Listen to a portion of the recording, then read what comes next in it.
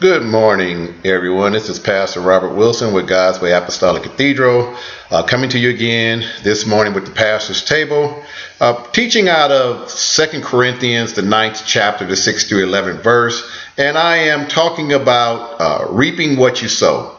The last couple of days, I've talked about if you were sowing, and then what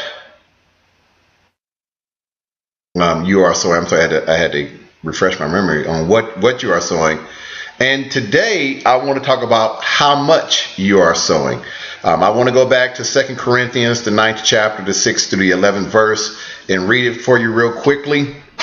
Remember this: whoever sows sparingly will also reap sparingly, and whoever sows generously will also reap generously. Each of you should give what you have decided in your heart to give, not reluctantly or under compulsion, for God loves a cheerful giver.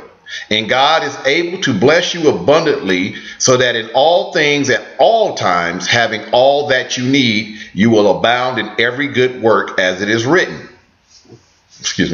They have freely scattered their gifts to the poor, their righteousness endures forever. Now he who supplies seeds to the sower and bread for food will also supply and increase your store of seeds, and will enlarge the harvest of your righteousness. You will be enriched in every way, so that you can be generous on every occasion, and through us your generosity will result in thanksgiving to God.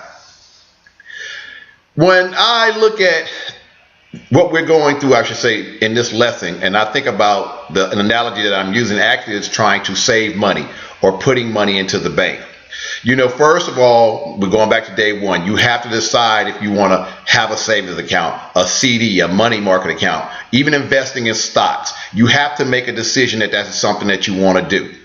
Then you have to do it.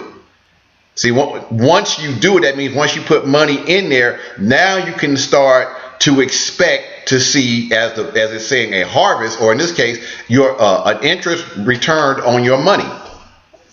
And that brings us to today's part. It's saying, which is how much.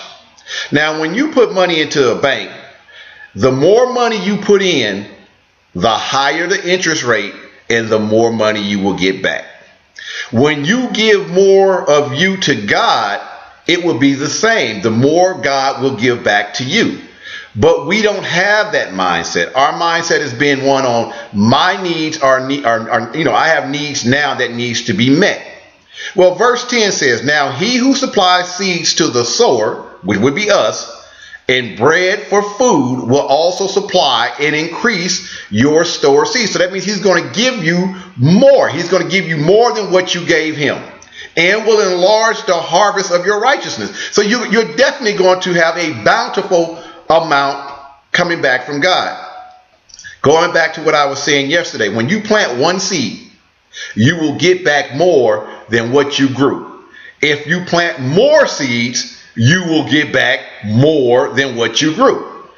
And the greatest thing about it is, when you plant one seed and God gives you back more, that he's back giving you more than you can handle, because you really won't eat all that you get. You will do what? Let's now put it as a farmer, or no, let's go back to the millionaire. See, the millionaire will put his money back into the bank. He's not going to get all his interest that he's gotten and just spend it all. No, he's going to want to increase his principal balance so that he can get even more back in return. He may spend some, but he won't spend it all. That's how they stay being millionaires. Our mindset has been, we want to get all the latest and the greatest. We want to get this, that, and the other, and then we're back broke. Instead of having our money work for us, we continue to work for our money. And then when we get a lump sum of money, we become gluttonous in our spiritual life. If we were to give our all to God as sowing into the ministry, into his kingdom, don't you think by his rules of what he said, that he will also increase what you are giving to him back, hundredfold, whatever the case may be that he see fits willing to. But one of the things that was also said in this passage, back in verse 7, each of you should give what you have decided in your heart. See, he wants to know that this is something that you are happily giving, because afterwards he says God loves a cheerful giver. I know I've been to some ministries where they're constantly begging for money, doing an offering, and it really gets on your nerves. It really irritates you, makes you angry. And I have been one just to get them to shut up, and got up and did it. Well, that was just me doing it, because God is not going to bless me for it, because it was more out of compulsion or me wanting to shut them up. It wasn't a cheerful giving. Also, when we're giving, when you put money in the bank and you want to start seeing that interest, the interest tends to go up over time.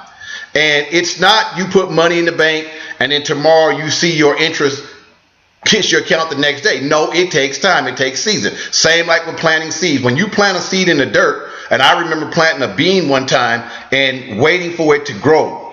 And I went out there every day waiting to see a stem come up out the ground so I can see this bean grow.